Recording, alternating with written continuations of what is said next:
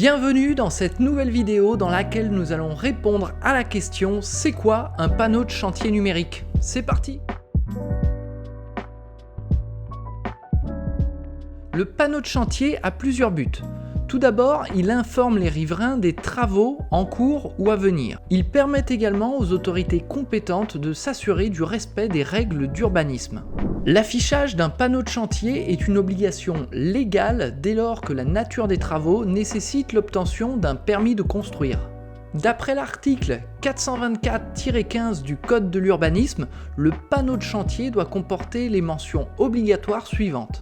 Le nom du bénéficiaire du permis de construire avec son adresse, le numéro du permis de construire, la date d'obtention du permis de construire, la nature des travaux autorisés, s'agit-il d'une construction ou d'une rénovation pour des logements ou des bureaux, l'adresse du projet, la superficie du terrain et la surface de plancher autorisée, le nom et les coordonnées de l'autorité ayant délivré le permis de construire, comme par exemple la mairie ou la préfecture.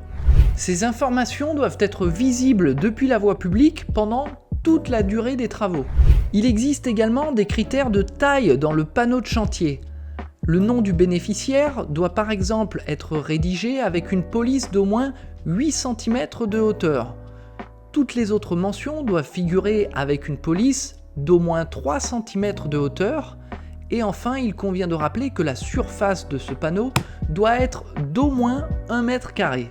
Vous êtes certainement déjà passé à côté d'un chantier et vous l'avez probablement constaté, il y a souvent de nombreux panneaux affichés aux abords d'un chantier. On peut retrouver par exemple le permis de construire, le permis modificatif d'un permis de construire déjà déposé, ou encore un panneau avec l'ensemble des entreprises qui sont chargées de la réalisation du projet.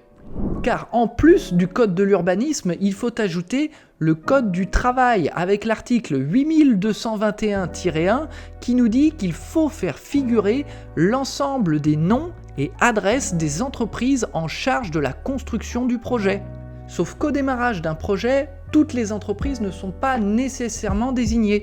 Et tant bien même ce serait le cas, on n'est jamais à l'abri d'un plombier qui coule ou d'un électricien qui fond les plombs.